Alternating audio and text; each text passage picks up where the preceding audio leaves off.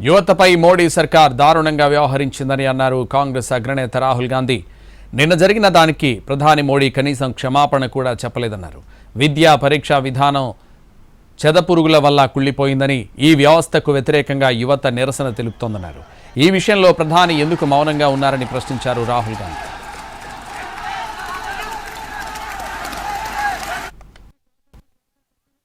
गए हम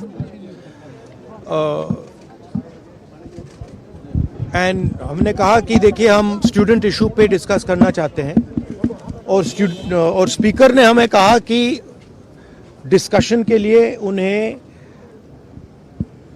सरकार से पूछना है. मतलब आप समझिए, speaker is telling us that to debate in parliament he has to take permission from the government. He is openly telling us that. ठीक है, देखिए इशू स्टूडेंट्स की है,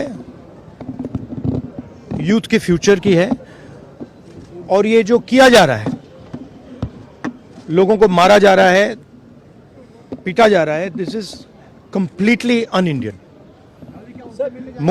Modi ji has not even apologized for what has happened yesterday. Now, ये जो युवा हैं, ये एजुकेशन सिस्टम के बारे में, टेस्टिंग सिस्टम के बारे में प्रोटेस्ट कर रहे हैं. पूरा देश जानता है कि education system, testing system is broken. It has ceased to exist. Testing system has been hollowed out by termites. That is all they're saying. Nothing wrong with it. We've been saying it. I've been doing presentation after presentation about this. Why is the Prime Minister silent? What is the reason? He should apologize to the students and he should stop this nonsense of police people thrashing students. This is completely wrong. The point is that this is no way to treat the young people of this country. The young people of this country do not have any opportunities. All the doors are closed. There is only one door which is open, which is the door of the competitive exam, and that door is also destroyed. What are these students here? They are not just complaining about the education system.